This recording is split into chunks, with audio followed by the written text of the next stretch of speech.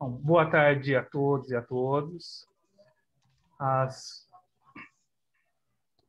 pessoas que estão aqui nos prestigiando, então, nessa tarde, esse novo evento, né, da comissão tão participativa, que é a Comissão de Direito Previdenciário. Já quero agradecer aqui a doutora Karina Braga, presidente, Camila Queiroz, que fazem parte dessa comissão, os demais integrantes da comissão, como a doutora Luciana sempre ressalta, que sem as comissões nós não conseguimos fazer nada. E vocês são muito importantes para que nós consigamos levar esse tipo de evento, então, à classe dos advogados, nos tornarmos profissionais melhores, que é o nosso objetivo. Hoje nós vamos aqui receber o doutor Carlos, o doutor não, desculpa, Carlos, a gente chama todo mundo de doutor, viu, Carlos? Então você vai ser chamado de doutor também, muitas vezes, eu acho que durante a palestra. Mas estamos recebendo aqui o Carlos Eduardo, né, que muito gentilmente vem aqui trazer os conhecimentos que ele tem sobre o processo administrativo. A doutora Camila Queiroz irá fazer a apresentação dele quando ela nos dará conta aí do currículo dele. Mas eu já deixo aqui, em nome da diretoria da OAB Campinas, da subseção de Campinas, o doutor Daniel Blixten, a doutora Luciana Freitas, Paulo Braga e Ivan Cassese, os nossos agradecimentos, então, pela realização desse evento.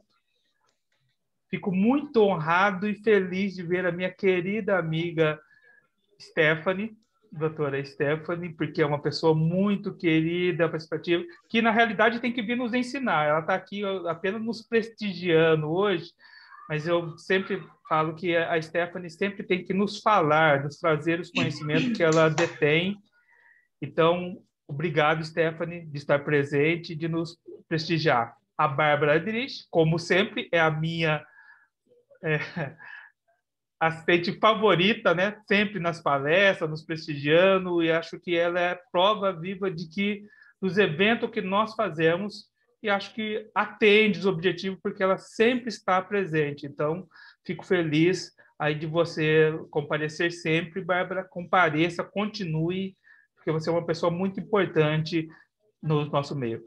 Eu vou fazer esse agradecimento só em nome dessas pessoas que eu citei, porque senão eu ficaria citando todos que estão aqui na minha lista, aqui no chat, mas se sintam da mesma forma homenageados e abraçados com o meu caloroso e fraterno abraço, né, desse diretor que aqui, hoje está aqui recebendo, e também vim aqui para escutar, ouvir um pouco e aprender, porque é sempre bom a gente reciclar os nossos conhecimentos. A gente acha que não. Eu trabalho com processo previdenciário desde 80, quer dizer, na época ainda não tinha nenhum sistema que a gente chamava de prisma. Depois veio o sistema prisma, depois já foi mudando. Quer dizer, era uma coisa que processo ainda só físico naquela época. E então preciso reciclar realmente. Nós temos hoje várias coisas, e principalmente falar do processo administrativo, que nós somos procurados constantemente nos nossos escritórios para falar sobre esse assunto. Então, eu agradeço à comissão por trazer esse assunto relevante e importante para a advocacia, e também aos palestrantes, né, doutor Carlos e doutora Camila, que gentilmente vêm colaborar conosco, dando aí o tempo que ele tem, o conhecimento junto a essa comissão e a essa palestra. Então, sintam-se homenageado e agradecido. Muito honrado em recebê-los.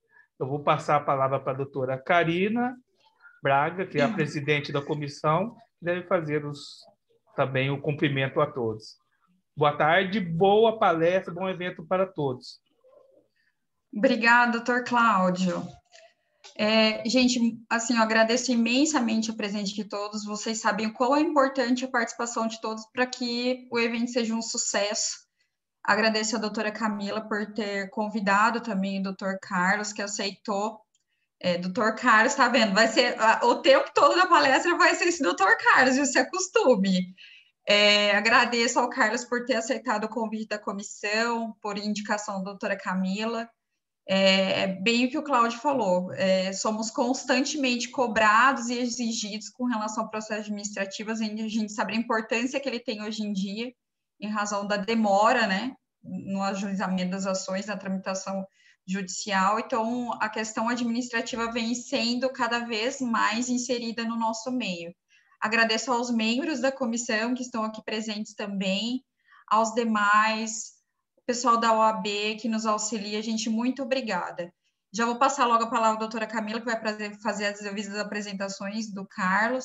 Depois a gente inicia, ao final, a gente vai abrir a palavra, pode ser através do chat, dos questionamentos, quiserem ao longo da palestra também ir colocando seus questionamentos, ao final nós voltamos nas perguntas e passamos para o Carlos, para a doutora Camila, a gente faz um bate-papo bem saudável. Muito obrigada, gente. Doutora Pela Camila. ordem, deixa eu só falar uma coisa que eu anotei, esqueci, é importantíssimo sempre nós falarmos disso. Desculpa, eu quero agradecer imensamente aos funcionários da OAB que muito colaboram para que nós realizemos esses trabalhos. Sem eles é impossível e as meninas são demais, né? Então, eu quero agradecer hoje em nome da Andressa, né, que está aqui nos colaborando, aqui conosco, e da Bruna, que é a nossa funcionária que dá assistência por São Paulo. Então, fica aqui também o meu respeito e agradecimento e admiração muito pelo trabalho de vocês. Tá?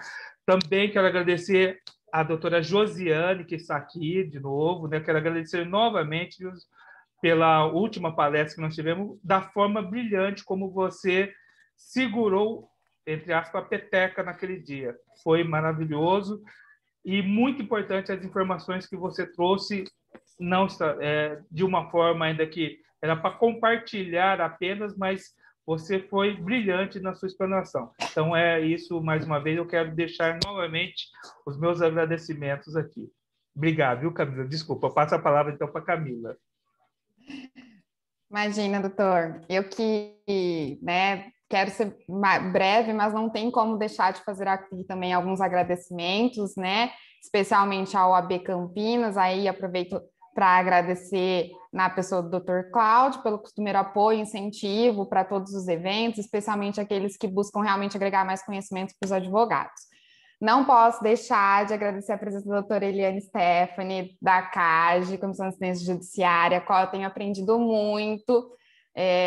Realmente estou muito feliz dela estar aqui com a gente hoje. Os demais membros da comissão também, que aceitaram o convite de participar aqui.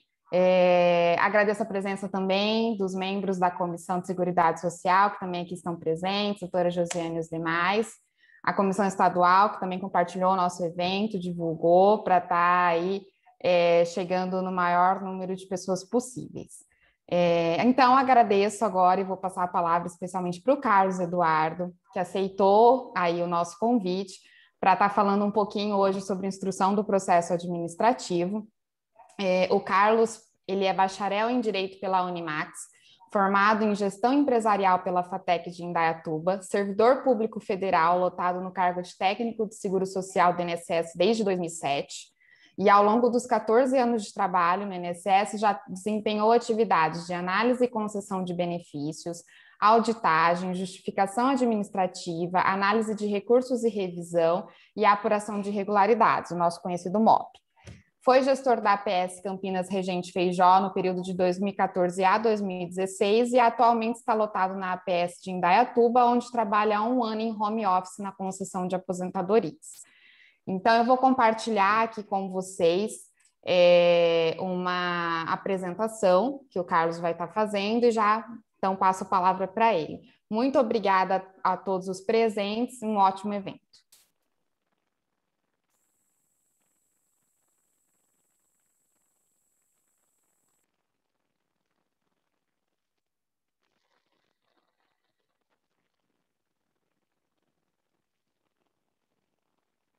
Boa noite a todos os presentes aqui nesse encontro. Eu agradeço primeiramente a doutora Camila, que me fez o convite. Agradeço também ao AB Campinas, em especial à Comissão da Seguridade Social. E por que falar desse assunto? Ao longo dos 14 anos que eu tenho de autarquia, eu sempre identifiquei uma dificuldade que os advogados têm na instrução do processo administrativo.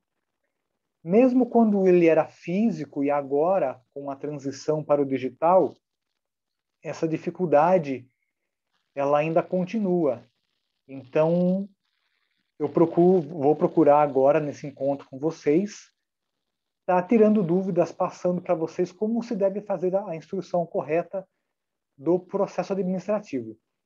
Eu tenho muitos colegas advogados aqui em Indaiatuba que eles sempre reclamam que a faculdade não ensina como que você faz a instrução de um processo administrativo.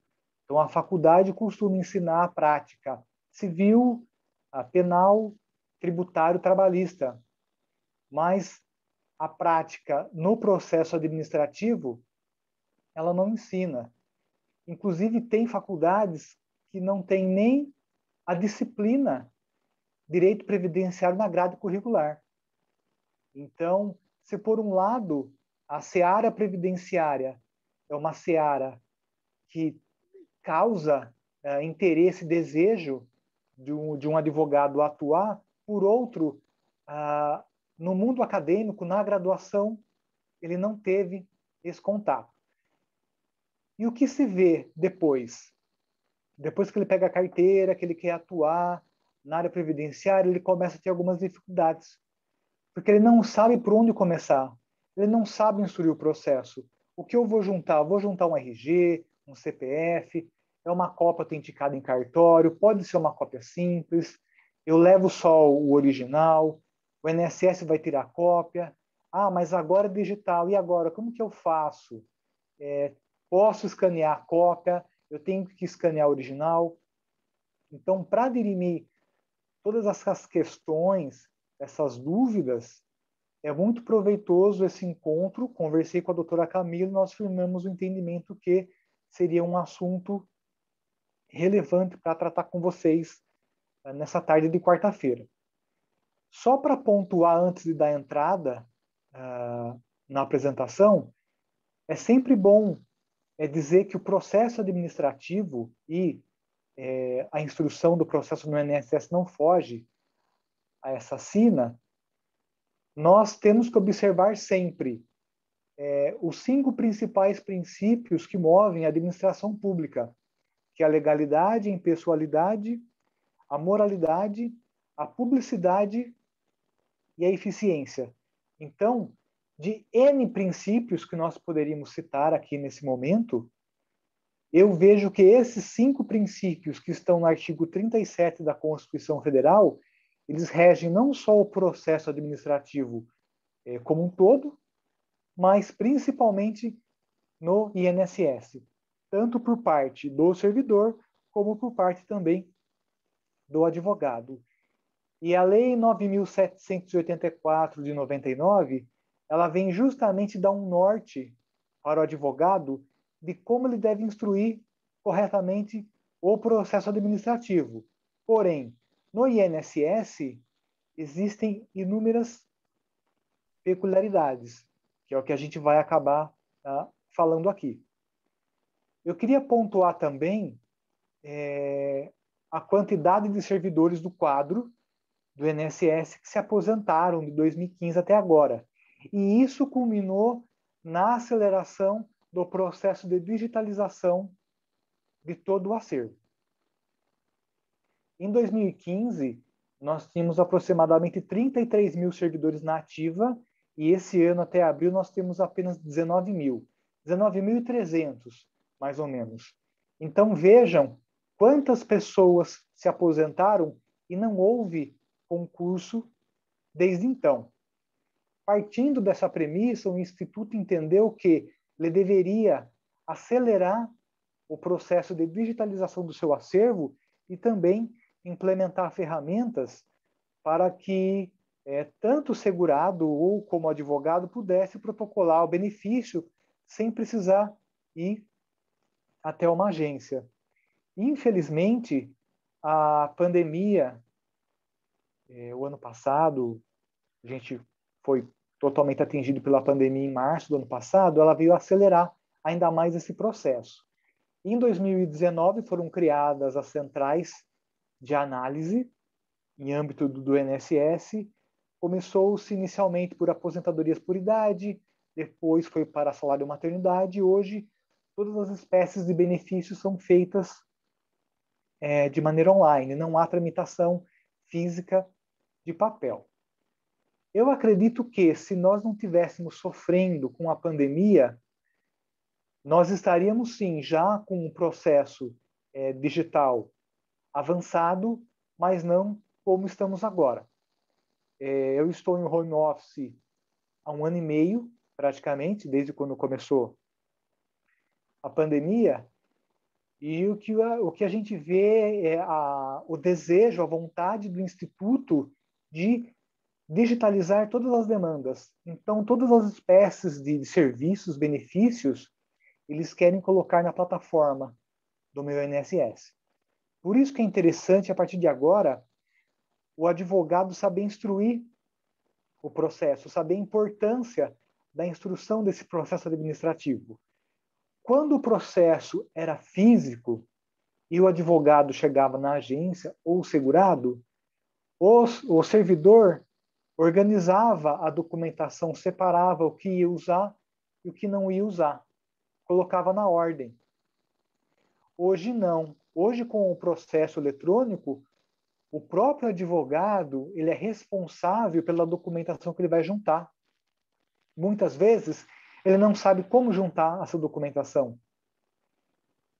E tem a questão da petição também. Eu gostaria que a Camila passasse para o próximo slide, só para a gente dar sequência. Isso, pode deixar nesse. A instrução que está vigente hoje é IN 75. Ela é de 2015, já vai fazer 6 anos. Espera-se que até o final desse ano seja publicada uma nova IN. E ela vai ser uma IN totalmente diferente desta que nós temos contato hoje. Por quê? Porque ela foi feita quando o processo era físico.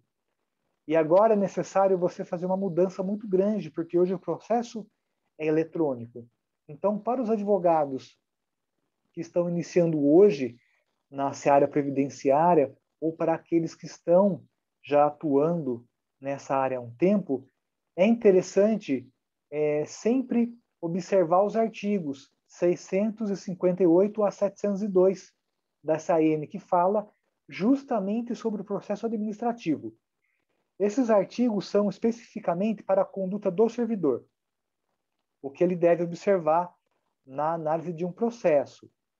Mas é bom o advogado também ler esses artigos, por quê? Porque, às vezes, o servidor pode fazer alguma coisa, ou fazer ou deixar de fazer, que possa prejudicar o segurado, e hoje existe um serviço que é a reabertura de tarefa. Eu não sei como funciona, porque eu não tenho contato com as centrais que trabalham com a reabertura de tarefas, mas é uma ferramenta que veio a ajudar o advogado no processo eletrônico, porque quando o processo era físico, qualquer erro que o servidor cometesse, um lapso, tinha um documento juntado e não observou, você não reformava a decisão, só em grau recursal. Hoje não, hoje você tem a opção de pedir a reabertura de tarefa, você faz a fundamentação, o benefício volta para o servidor, que ele possa retificar ou ratificar o ato administrativo dele. Camila, pode passar para o próximo slide? Agora a gente vai falar sobre como instruir de fato o processo administrativo.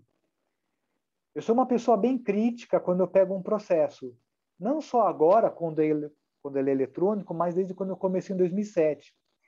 E eu percebia sempre uma dificuldade do advogado em saber instruir o processo. O que juntar?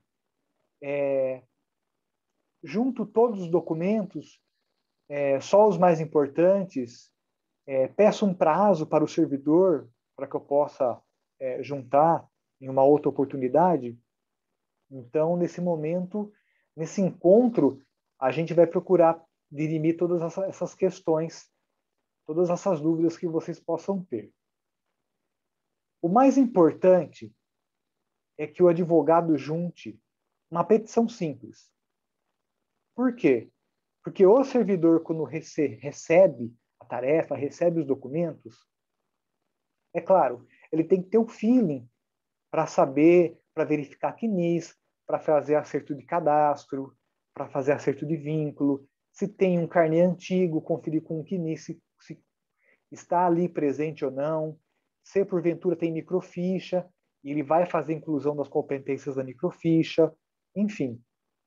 Mas mesmo assim, o fato do advogado juntar uma petição simples, pontuando pedidos corriqueiros, reafirmação de IDER, se concorda ou não, opção para uma outra espécie de benefício mais vantajosa, acerto de vínculos com incorreções no CNIS, isso aí ajuda em muito o servidor.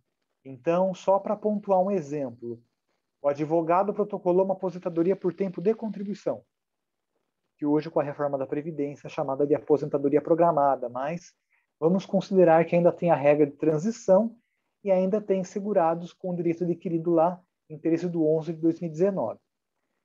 Houve o protocolo da aposentadoria por tempo de contribuição, mas o segurado não tem o tempo suficiente, porém, ele tem idade e carência.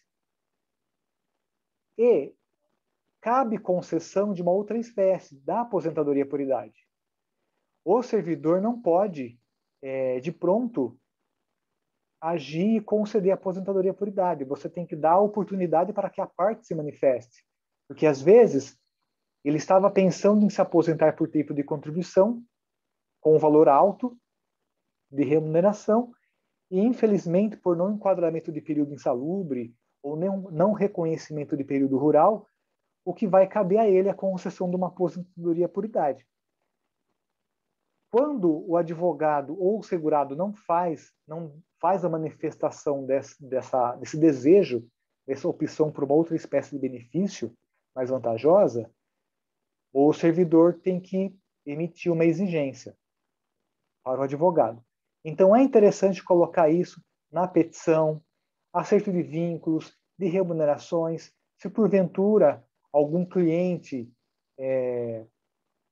pagou o carnê, mas não consta no CNIS, ou aqueles casos agora que vieram com a reforma da Previdência, que só conta se houver contribuição de um salário mínimo ou mais.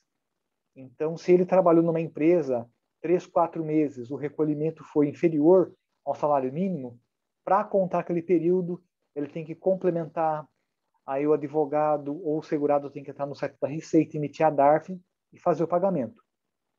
Então, é bom o advogado pontuar tudo isso na petição. Geralmente tem advogado que costuma colocar o recorte do CNIS para apontar aonde se apresenta a inconsistência do vínculo. Pode fazer também, não tem problema nenhum. Mas é interessante isso, uma petição explicando do direito do cliente, o que ele pretende, e por aí vai. Que ele tem PPP para juntar, que ele tem laudo técnico, que ele tem período rural, e assim por diante. Documentos pessoais de identificação. É muito importante juntar ou habilitação ou RG e CPF. Um dos dois. Na habilitação já tem o CPF. Por quê? Porque há casos que o sistema ele não identifica falhas cadastrais, o servidor faz a concessão do benefício e não tem RG. Ou o RG está com o dígito errado, ou o RG que está no cadastro é um e o segurado hoje tem um outro RG. Na hora que ele vai no banco receber, ele não consegue, estorna o pagamento para o INSS. Então, é muito importante verificar os documentos pessoais do segurado. Se for protocolar salário maternidade, pensão por morte, é importantíssimo juntar certidão de nascimento, certidão de casamento. Não é necessário juntar o documento atualizado. Aliás, o INSS não pode exigir que, por exemplo, a pessoa protocolou pensão por morte e o segurado junta uma certidão de casamento dos anos 80. O INSS não pode obrigar a juntar uma certidão atualizada. Presume-se boa-fé no documento juntado, ou pelo advogado ou pelo segurado. Só se o documento estiver com emenda, com rasura, e o servidor perceba que existe ali alguma inconsistência, ele pode pedir uma segunda via atualizada. Com relação a documentos que comprovam o período laboral, esses 2 documentos que eu coloquei na apresentação são os que eu vejo são os mais importantes. Tem a carteira profissional e os carnês de contribuição. E as carteiras? Como que a gente digitaliza as carteiras?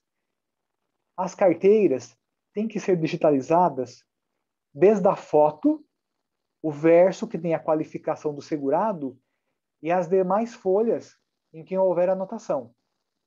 Contrato de trabalho, contribuição sindical, alteração salarial, férias, fundo de garantia, anotações gerais.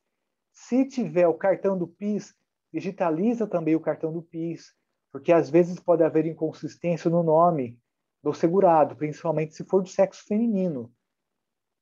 Quando era solteira tinha um PIS, casou, alterou os documentos, porém a carteira continua como solteira. E isso pode fazer com que ela tenha mais de 1, 2, 3 NITs no CNIS e o servidor não consiga fazer o elo entre eles. Então, caso tenha o cartão do PIS, pode juntar também. Com relação aos carnês de contribuição, os mais novos não precisa. Então, o carnês que é de 2000, 2001 para cá, é quase nula a chance de uma ou outra competência não constar no sistema. Agora, carnês dos anos 70, 80, até meados dos anos 90, pode acontecer que uma competência ou outra não esteja no sistema. Carnês dos anos 70 e dos anos 80, que vão até dezembro de 84, eles não vão aparecer no CNIS. Eles estarão em microficha. Inclusive, na petição que vocês fizerem, se vocês quiserem colocar que o servidor faça buscas para verificar se naquela inscrição de PIS ou em outras inscrições de PIS que o segurado possivelmente tenha, faça buscas em microfichas. Porque pode ser que o cliente de vocês tenha perdido os carnês. É muito comum. Extravia a carteira profissional, extravia o carnê, extravia algum outro documento. Isso aí pode acontecer com qualquer pessoa. Então é interessante colocar na petição também. Pedir para fazer essa verificação no CNIS e, se houver microficha, para que faça a inclusão. Nunca tirar o grampo do carnê, porque é como se você tirasse um lacre, uma autenticidade dele. Eu já vi casos de segurados e advogados que pegaram aqueles carnês antigos, que parece o carnê do baú da felicidade, mas é bem parecido, é bem fininho, né? Parece um carnê do IPTU. E tirou o grampo, perdeu a autenticidade. Como que você vai provar que aquele carnê era do segurado mesmo? Era um documento válido. A mesma coisa você pegar uma carteira profissional, tirar todas as folhas. Você não pode fazer isso aí. Você perde a fé que você tinha no documento. Então, aí deveria digitalizar página por página, folha por folha. Alguns advogados costumam tirar xerox do documento. Por exemplo, carteira profissional. As duas partes cabem numa folha só, tira xerox da carteira e digitaliza o xerox. Eu, particularmente, não vejo problema nenhum. Até porque quando o advogado faz o protocolo na plataforma, ele vai autenticar o documento e ele é responsável pela juntada dos documentos. Mas seria interessante juntar o documento original, colorido, para que o servidor possa observar ali como está escrito no documento, os detalhes. Às vezes, o advogado não tem conhecimento, mas o cliente, ele fez uma rasura na carteira. Não tem como saber. E o servidor do INSS, por ter contato com documentos, por fazer cursos, mesmo tendo o documento digitalizado, não tendo o documento em mãos, na frente dele, ele consegue verificar se é uma rasura, se é uma montagem. Então, é interessante juntar o documento original. Camila, pode passar.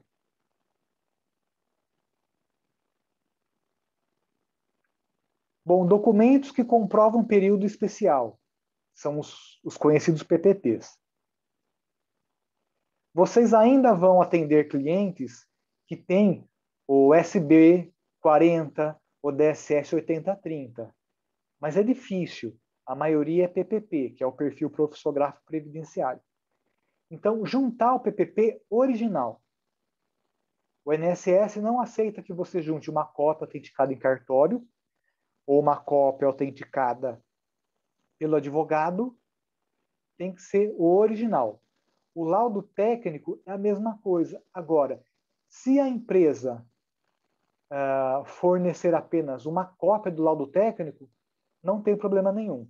O mais importante é ter o PPP original para que o servidor possa fazer a análise e encaminhar à Perícia Médica Federal.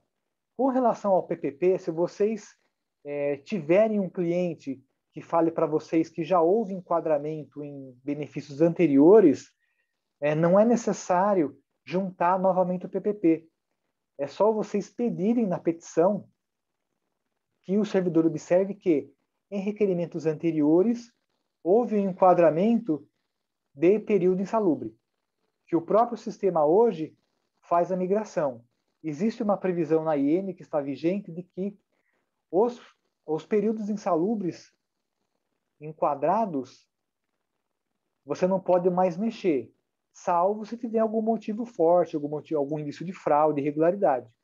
Do contrário, você pode usar. Inclusive, os requerimentos eletrônicos de 2 anos para cá, o sistema já puxa automaticamente. É bom colocar. Eu, quando faço análise de aposentadoria por tempo de contribuição, eu já faço essa consulta no sistema. Então, mesmo que o advogado peça para reutilizar o período já enquadrado, eu já tenho por hábito puxar. Principalmente por quê? Porque às vezes é o segurado que dá a entrada sozinho e ele não tem esse conhecimento. Então, eu já faço a consulta das informações, migra e já vai vir o período convertido. Se porventura algum período insalubre que vocês protocolaram em um benefício anterior não foi reconhecido, se vocês quiserem, numa nova entrada, vocês podem apresentar, desde que o PPP seja retificado com alguma informação que o perito tenha apontado, ou se vocês juntarem um laudo técnico. Isso aí pode ser feito na fase inicial ou na fase recursal também. Com relação aos documentos rurais, hoje não tem mais a entrevista rural que se tinha até um tempo atrás. Hoje você tem a autodeclaração do segurado especial. Então, quando vocês protocolam um benefício de aposentadoria por tempo de contribuição, por idade, vocês têm que responder algumas perguntas na plataforma. Tem tempo rural? Tem especial? É professor? É militar? É bom sempre marcar se ele tem essas peculiaridades ou não. Se ele tiver tempo rural, juntar já a autodeclaração do segurado especial preenchida, devidamente preenchida, com as provas rurais. Porque o que eu tenho pegado muito são advogados que protocolam o benefício, talvez na ideia de ganhar tempo, eles informam período rural, período especial. Só que eles não fazem a juntada dos documentos. Ou junta apenas a autodeclaração do segurado especial, mas não junta as provas. Então é interessante juntar as provas ou fazer referência, por exemplo, olha, as provas constam no requerimento anterior número tal, ou as provas são do cônjuge, as provas são do irmão que se aposentou em tal lugar. Então é interessante fazer esses apontamentos para que o servidor, se for o caso, peça a cópia do processo. Inclusive, se o advogado quiser que o servidor processe uma justificação administrativa para comprovar período rural ou até mesmo período especial, ele pode juntar também, ele pode usar essa oportunidade para juntar esse formulário devidamente preenchido já com as testemunhas. Pode passar também, Camila. Carta de exigência. Então, pegando o gancho dessa situação que eu acabei de comentar com vocês, que o advogado protocolo benefício, ele fala que o cliente tem período especial, fala que tem período rural, mas não junta os documentos. Nesses casos, o servidor ele tem que emitir uma exigência para que o advogado apresente tais documentos no prazo de 30 dias. E hoje, o INSS, pelo fato do processo ser eletrônico, ele está supervisionando todos os atos dos servidores, não digo 24 horas, mas diariamente. Ele verifica há quanto tempo aquele processo está parado com o servidor, se já houve cumprimento de exigência ou não. Inclusive, hoje, o próprio sistema tem uma ferramenta, um robô que eles criaram. Se hoje é o 30º dia para cumprimento de exigência, no dia seguinte já vai começar a vir um alerta para o servidor. Dá prosseguimento na análise do benefício. Então, não era como no processo físico, quando você fazia exigência para o advogado, para o segurado cumprir em 30 dias, e como o servidor ficava ali meio perdido no meio dos papéis, um ou outro processo acabava ficando perdido na gaveta. Ele estava em exigência, tinha passado o prazo, e ele não tinha noção nenhuma do que estava acontecendo. Isso fazia com que, claro, nem todos, mas alguns advogados acabavam ganhando tempo para poder apresentar os documentos. Agora, com o processo eletrônico, felizmente já não tem mais isso, porque agora o processo ele é mais célere.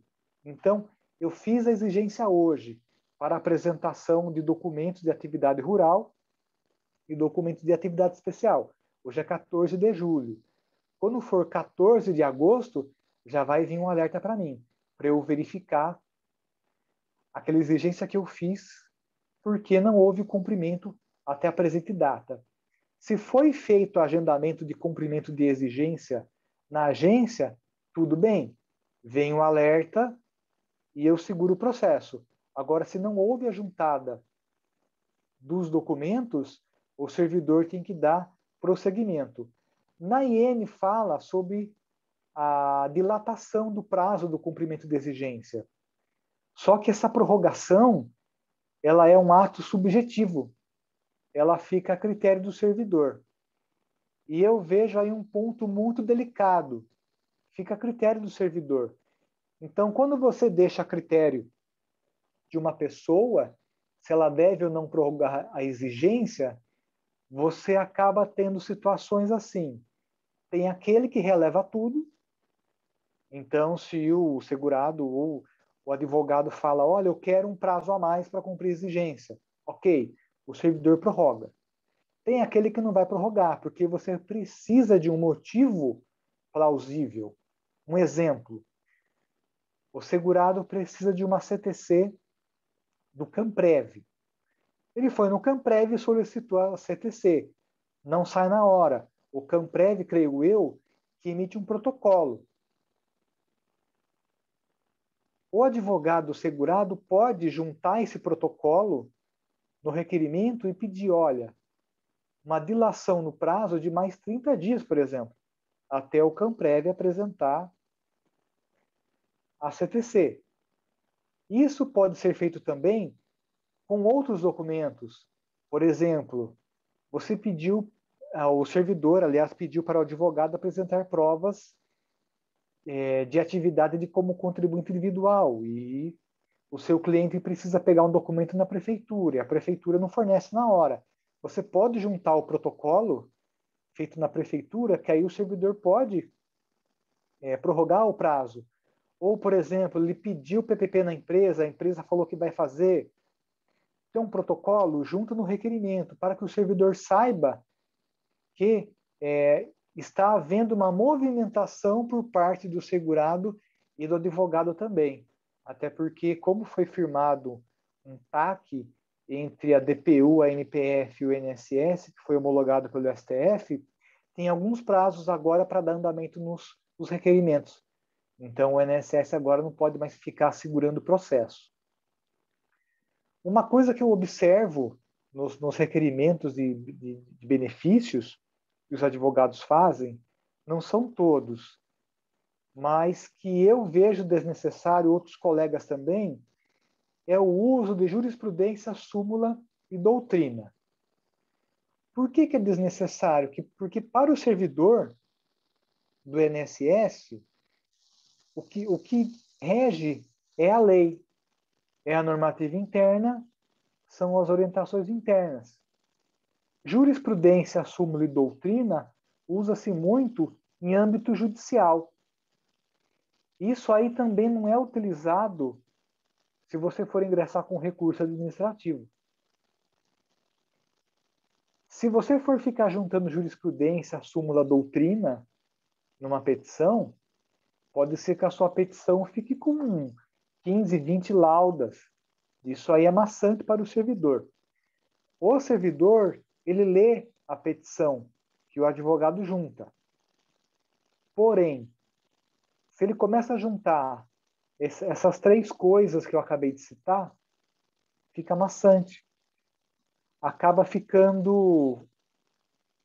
É claro, o servidor tem que ficar atento a todos os documentos que estão juntados no requerimento, mas fica muito pesada a análise. Inclusive, esses dias eu peguei um requerimento de aposentadoria que a petição do advogado tinha mais de 100 folhas. Não precisava tudo isso. Não precisava você falar como diz a lei, doutrina. A petição dele estava maior que uma monografia de conclusão de curso. Não precisa. A gente sabe que tem alguns advogados que gostam de escrever, inclusive tenho colegas, amigos aqui em Dayatuba, que atuam nessa área previdenciária, que eles falam que, às vezes, a petição tem tudo isso porque ele já deixa como base para uma futura instrução judicial. Isso aí eu entendo. Mas tem um ditado que fala também que menos é mais. Essas mesmas orientações que eu passei para vocês, da instrução do processo administrativo, ela se aplica, inclusive, na instrução dos recursos à junta e à CAGE. E olha que interessante, se o seu processo inicial ele está bem instruído e, infelizmente, houver indeferimento, se você entrar com recurso na junta e, se for o caso, for para a CAGE, a análise pelos representantes, pelo colegiado, será bem melhor, será mais leve, será mais fácil. Um outro detalhe, se vocês forem protocolar a aposentadoria por idade ou por tempo de contribuição do deficiente, não precisa juntar laudo médico, exame, relatório. Eu vejo muito isso, eu vejo muitos segurados e advogados que juntam documentação médica, não é necessária. Porque a documentação médica, o cliente de vocês vai ter que levar no dia da perícia, no dia da avaliação social. Então, não é necessário.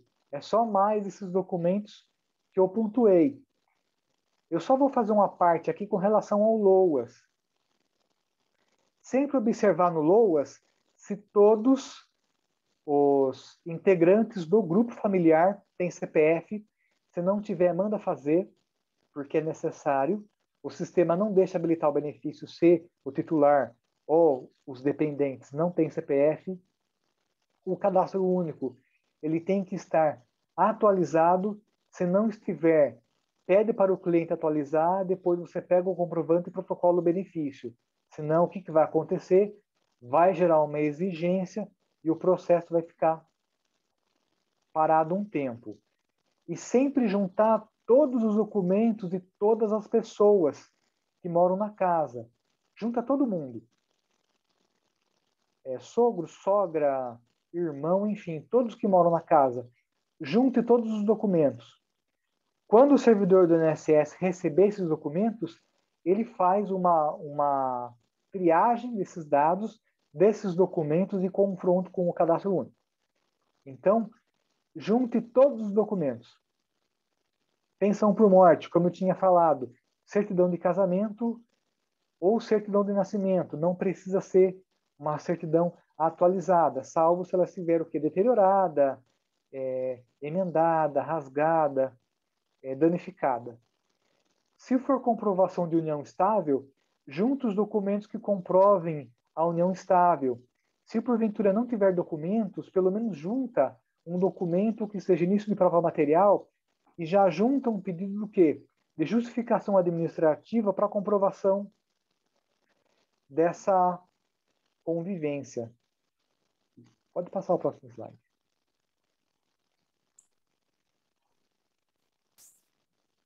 Tem mais? Esse é o último, Carlos. Ah, é o último. É que eu falei último. demais aqui. Imagina. Bom, gente, então eu agradeço a atenção de vocês. Eu espero não ter me alongado muito.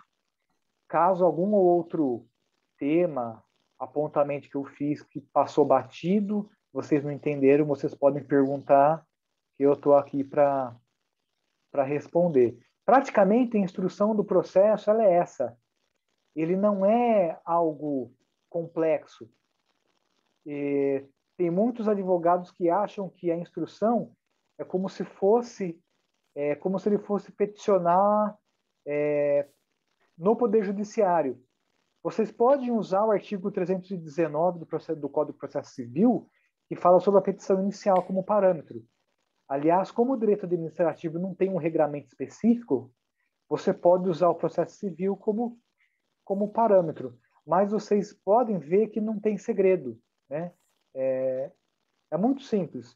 Em um processo administrativo bem instruído, as chances do advogado lograr êxito no final são muito grandes. Se não na fase inicial, certamente na fase recursal. Então, eu agradeço a atenção de todos e fico à disposição para perguntas. Obrigado. Eu que agradeço, Carlos, a tua participação. Aliás, o pessoal começou já a mandar aqui algumas perguntas no chat, mas eu acho que seria interessante, né, antes de qualquer coisa, a gente falar e deixar isso bem claro, né, porque eu consegui acompanhar aqui até pelo que o pessoal está mandando no chat, que tem pessoas que estão ingressando na área ainda, né, que vai começar a desvendar aí o processo previdenciário. E o processo previdenciário, o administrativo para o judicial sofre muitas, né, alterações, tem muita diferença.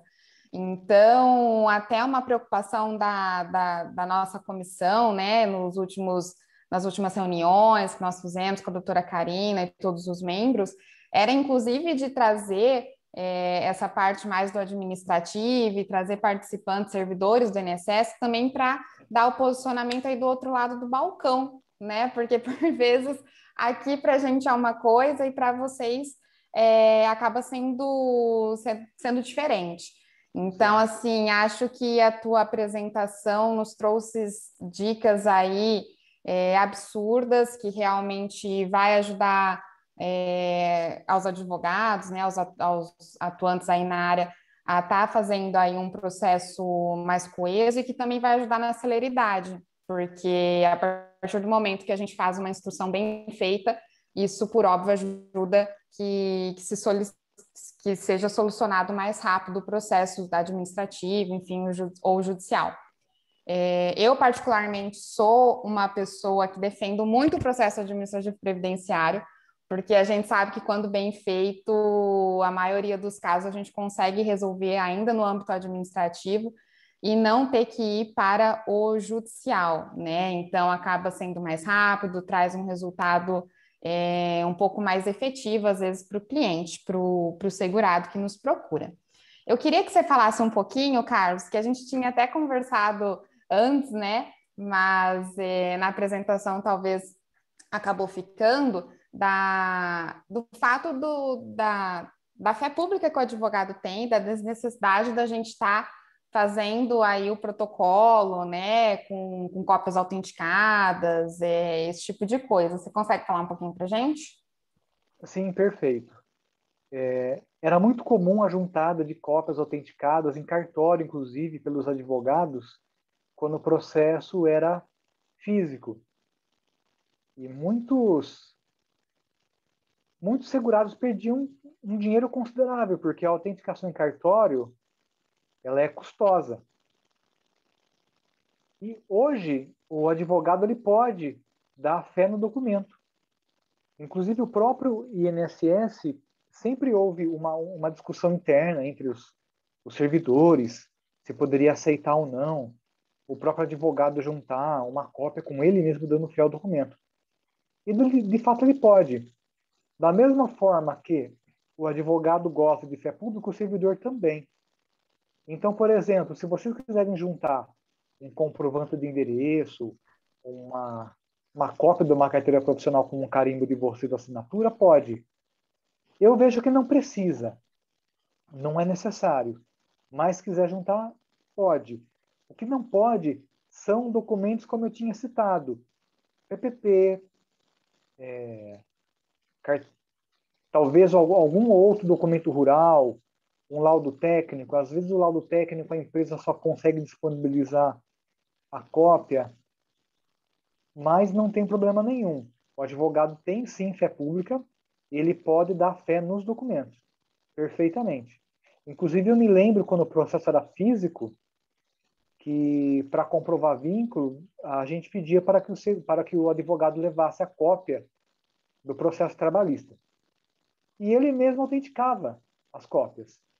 Até porque totalmente ilógico você pegar um processo de 200, 300 folhas, levar no cartório. É claro, o tabelião vai sorrir de orelha a orelha, né? Com o que ele vai ganhar de dinheiro, mas o advogado pode sim, ele tem todo o direito de fazer valer a prerrogativa que ele tem. Inclusive, é bom deixar consignado aqui, eu estou para fazer a prova em agosto da segunda fase, né? Agradeço por me chamarem de doutor, né? Porque pelo conhecimento que eu tenho, modesta parte eu já posso me considerar um advogado, e os advogados têm que brigar sim pelos seus direitos, porque eu vejo hoje que é uma classe que não é unida como os médicos. Então vocês têm que brigar sim, né? Espero estar aí do outro lado nos próximos meses, né? Com a minha carteira vermelha na mão também. Né? E vou brigar pelos meus direitos também. Então, o advogado tem fé pública, tem que espernear, tem que cobrar. E eu atendi advogados naquele guichê exclusivo da ação civil pública, aqui em Dayatuba, quando eu saí de Campinas e vim para cá. E eu fazia valer o direito deles, porque tá ali, é uma ação civil pública, tem que cumprir. Então, a minha função como servidor é apenas aceitar, né? Porque senão... É porque, na verdade, existe uma indisposição clássica entre o servidor do INSS e o advogado. Ou, por exemplo, o servidor da Receita, o servidor do Tribunal de Justiça com o advogado. Isso é uma coisa clássica, né? Mas não pode. Não pode. Né? Precisa ter uma harmonia entre as partes. Né? Com certeza. A gente sempre está buscando isso. Carlos, a Mariana mandou aqui para a gente período na carteira que não está no CNIS. Posso pedir a inclusão, o reconhecimento deste período junto com a aposentadoria através de petição simples ou preciso fazer um requerimento antes pedindo a inclusão dos vínculos? Existe um serviço, salvo engano, existe um serviço. Tem alguns advogados, eles já protocolam a aposentadoria e já pedem a inclusão. Aliás, nem precisaria pedir a inclusão do período, por quê? Porque o servidor, quando ele pega o documento, ele verifica que ele confere CNIS, ele confere carteira, ele verifica que não está ali no sistema, ele tem que incluir, salvo se ele perceber alguma irregularidade. Se ele entender que tem alguma pendência, e aí a gente entra na questão do ato subjetivo, ele pode pedir outros documentos. ele pode juntar uma RAIS, ele pode juntar um extrato analítico do fundo de garantia, uma ficha de registro da empresa, uma declaração do empregador. Inclusive está na IN isso aí. A IN fala que é prova para inclusão de vínculo ou carteira profissional, ou RAIS, ou rescisão de contrato, ou fundo de garantia. Mas quando o servidor tem dúvidas quanto à veracidade da informação que está ali na frente dele, ele pode pedir um outro documento. Mas eu não vejo problema nenhum. Você pode protocolar a aposentadoria e pedir a inclusão. Agora, é estranho, por exemplo, você tem um cliente que tem 35 anos de idade e você pedir para juntar um vínculo, aí fica um pouco estranho. Mas tem um serviço de inclusão de vínculos. Se eu não estou enganado, o INSS tinha disponibilizado esse serviço no catálogo, tirou e colocou novamente. É bom depois a Comissão da Seguridade Social verificar se tem esse serviço. Que eu saiba, tem. Não sei se tirou. Porque tem agora também até o serviço para você fazer o acerto do carnê, né?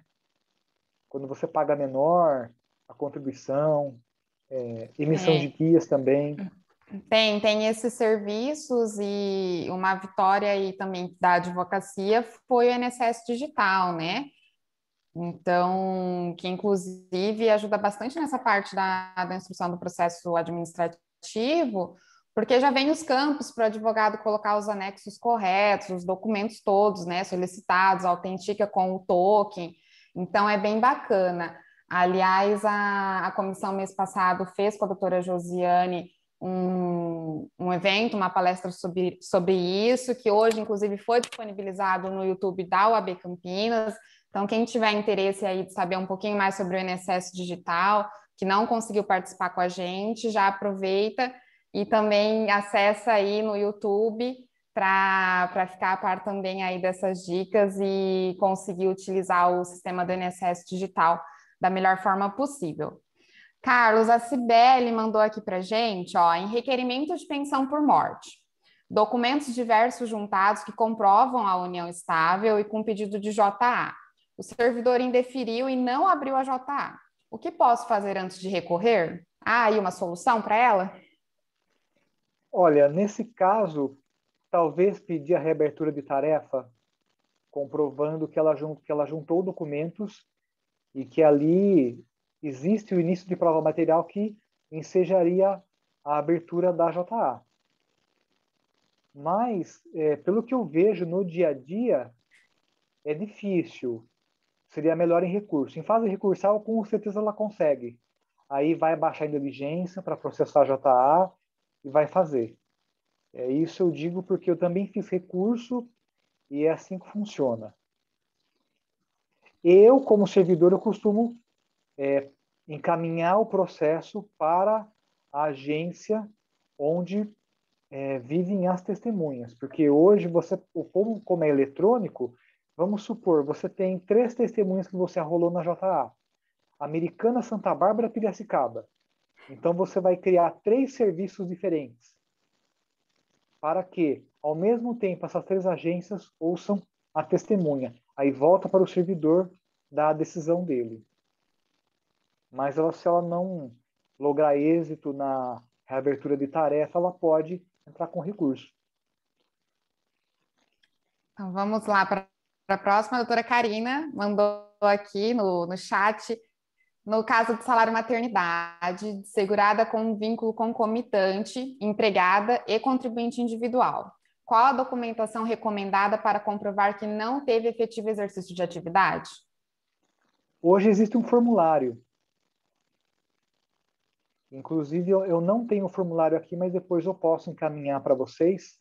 A gente compartilha com os interessados. Porque maternidade não é meu forte. Mas eu sei que tem um formulário que basta a segurada declarar que não exerceu atividade no período, acho que é essa a dúvida dela, né?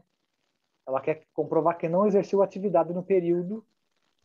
Doutora, quer falar um pouquinho? Por ter concomitante, ela recebeu, né, do empregador, mas aí não teve a diferença no caso do individual. né? Então, para o INSS é como se ela estivesse trabalhando e aí teve concessão e depois desconsideração da concessão. E aí eu imaginei que talvez existisse algum documento que seria mais comprobatório, né, para essa questão, que o Entendi. indeferimento foi justamente por informar que ela estava exercendo uma atividade laboral. Talvez tenha ocorrido um erro na GFIP, algo assim, né? Então, aí agora seria aquela questão de interposição de recurso com esse documento comprobatório e o pedido de retratação, se pode voltar para o servidor. Sim. Então, no período dos 4 meses após o parto, houve o recolhimento de GFIP, então. Sim. É só juntar uma declaração. Depois eu vejo, aqui eu vou mandar para a Camila, que tem um formulário específico que a segurada preenche, que o INSS agora considera como verdadeiras as alegações dela. Antes não. Emitia pesquisa externa e por aí vai. Mas para dar uma celeridade maior no processo, só junta a declaração e em recurso, com certeza, ela reverte o valor. Ela chegou a receber o valor ou não? Não. Concedeu e depois suspendeu. Sim. Tá, então, aí talvez seria uma revisão.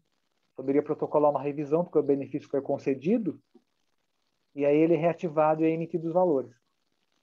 Perfeito. Obrigada, Carlos.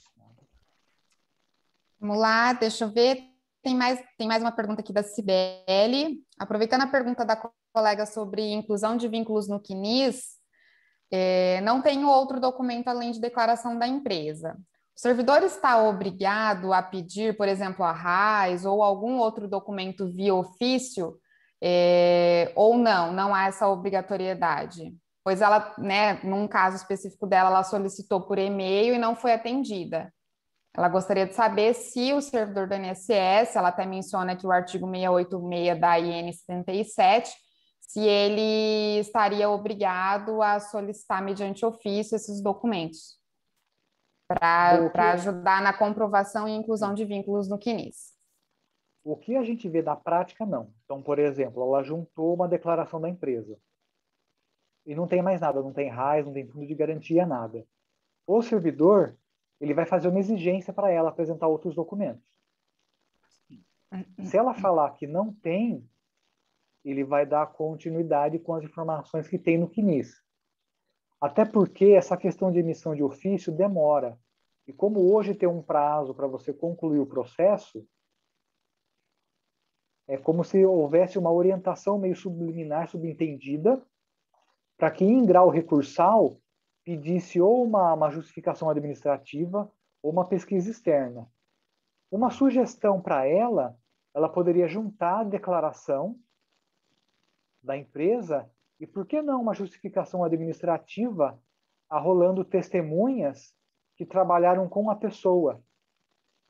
A declaração da empresa pode ser usada como início de prova material. Se, porventura, essa JA não for aceita no requerimento inicial, na fase recursal é aceito. Perfeito. Porque, na verdade, o que acontece? Se o servidor pega isso aí e faz a inclusão, e depois tem uma auditagem, ele pode sofrer as consequências, mesmo se o vínculo for verídico. Então, é como se o servidor tivesse um pouco de receio, mas ele não emite ofício. O servidor só tem a liberdade... Só para complementar, o servidor só tem a liberdade de poder, entre aspas, procrastinar no processo e emitir ofício quando for fase recursal. Porque não tem um prazo para você dar a decisão.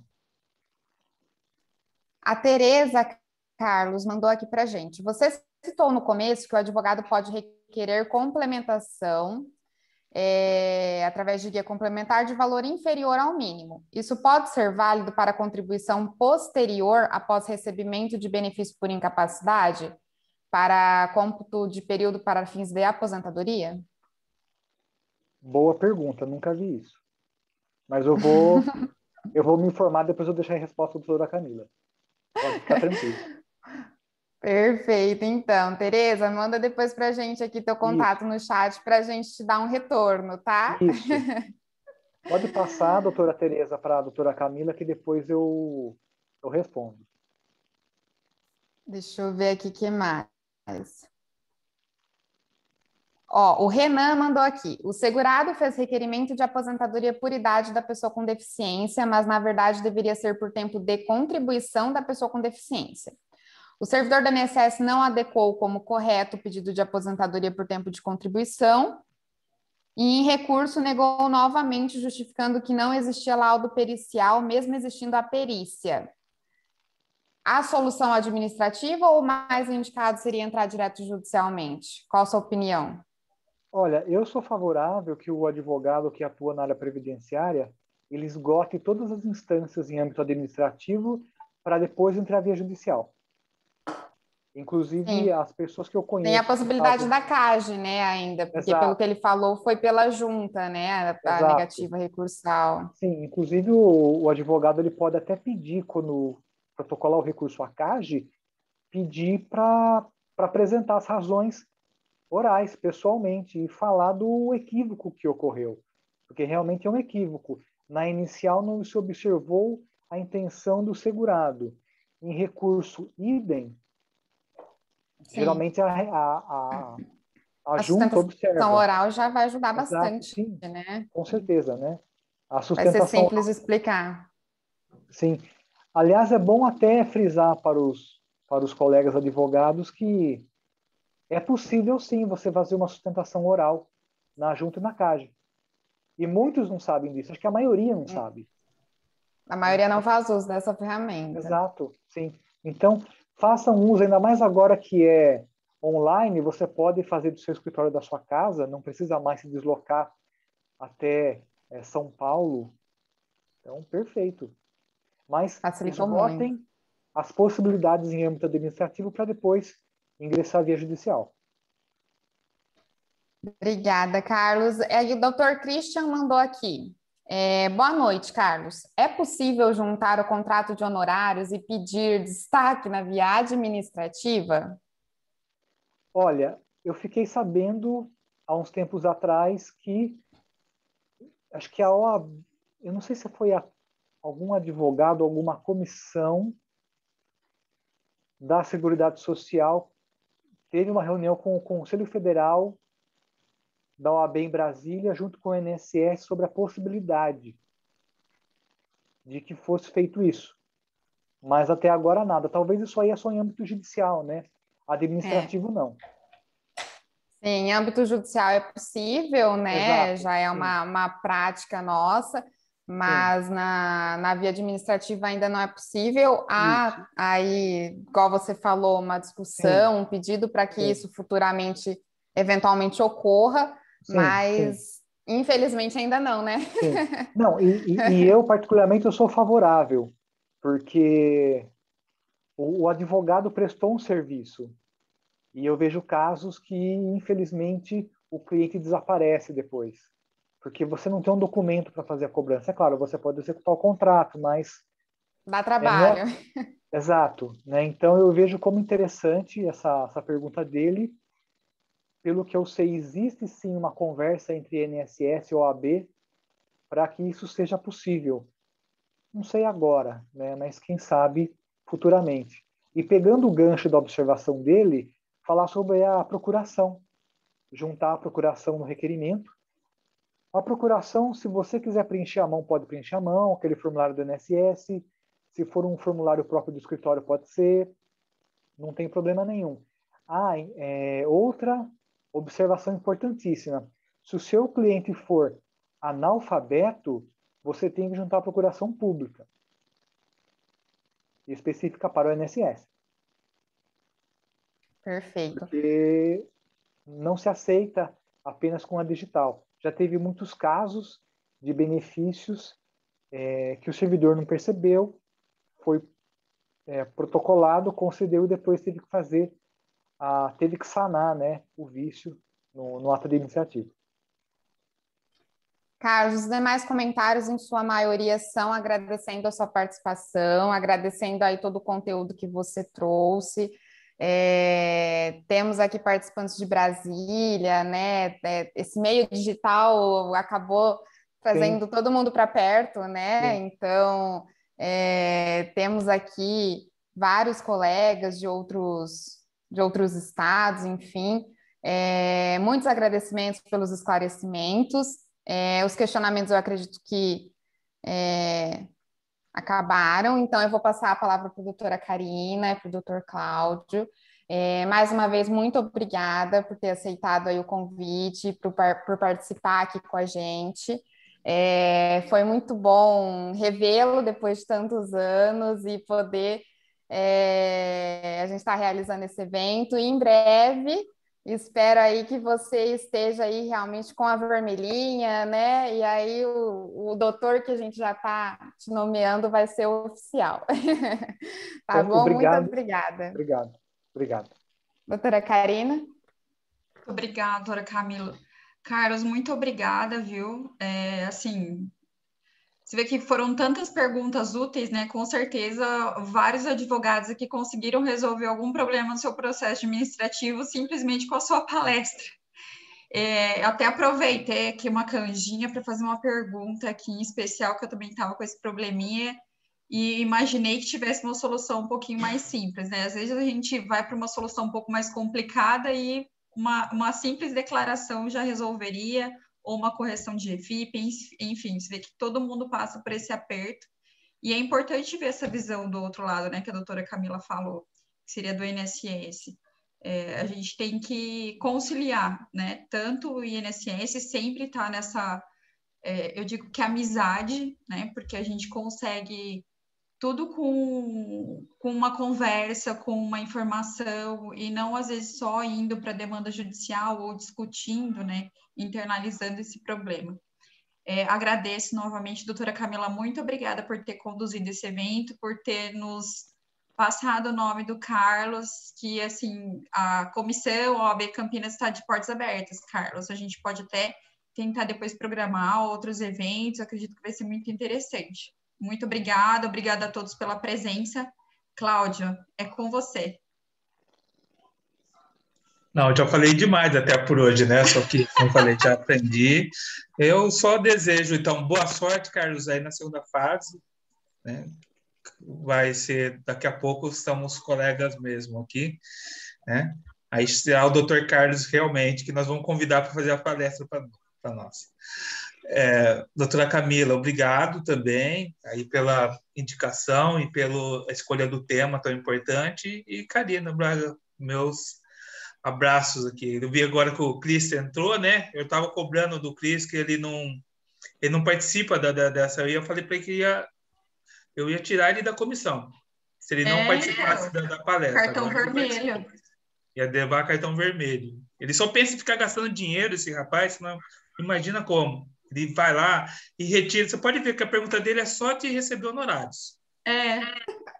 Eu ia falar na hora que eu vi a pergunta, eu falei, tinha que ser do Christian, gente. Não, mas o Cris é o querido também da gente. Eu agradeço a presença dele. O que eu posso fazer se meus clientes estão caloteiros, rapaz? Só tem cliente caloteiro. Tem que juntar na administrativa para poder pegar, porque senão já era. Boa noite. Boa noite, viu? Muito obrigado, Carlos. Boa noite a todos. Obrigado. E parabéns. Gente, obrigada. Boa noite. Um abraço, viu? Tchau, obrigado.